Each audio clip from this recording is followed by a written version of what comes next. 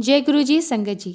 संगत जी, जब भी हम अपना कुछ काम शुरू करते हैं ना, तो हम भगवान को हर पल याद करते हैं। धीरे धीरे उस काम में सफलता मिलनी शुरू हो जाती है और फिर क्या होता है, हम कहीं ना कहीं भगवान का नाम सिमरन भूल जाते हैं, बिजी रहने लग जाते हैं ना। और इंसानियत धीरे धीरे हम में कम होने लगती है। ऐसी ही कहानी है सेठ जी की। ये सेठ जी अपने बिजनेस के सिलसिले में एक शहर से दूसरे शहर जाया करते थे।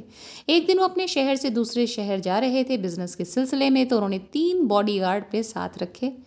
पूरा दिन उनका दूसरे शहर में लग गया। बहुत कमाई करके, धन कमा कर वो वापस अपने शहर में लौट रहे थे।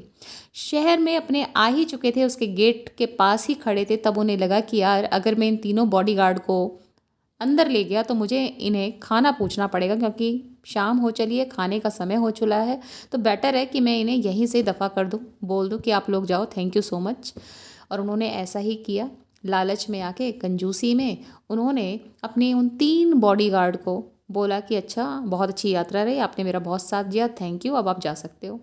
बॉडीगार्ड ने कहा कि ठीक है, अगर सेठ जी को लगता है वो सुरक्षित पहुंच जाएंगे तो हम चलते हैं। वो लोग चले गए। अब सेठ जी बड़े खुश होकर अपने शहर में जा रहे थे। उनको तो था कि मेरा शहर है, यहाँ पे तो कोई खतरा है ही नहीं।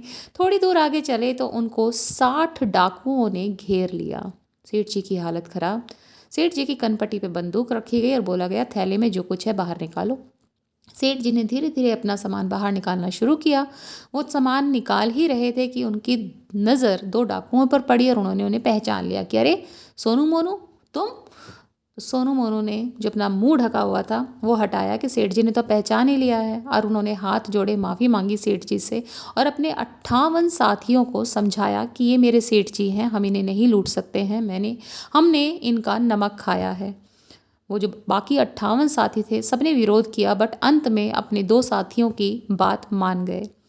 फिर सेठ जी अपने घर पहुंचे। सेठानी ने कहा, यात्रा कैसी रही? सेठ जी ने कहा, यात्रा तो बहुत अच्छी रही, पर पिछले 5-10 मिनट में जो हुआ वो मैं तुम्हें बताता हूँ।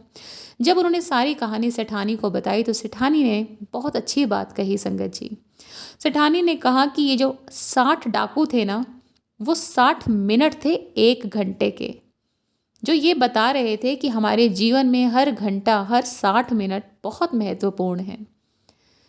जिसमें से 58 मिनट्स, ये जो 58 डाकू थे, ये कर्म के थे, और 2 मिनट 2 डाकू धर्म के थे।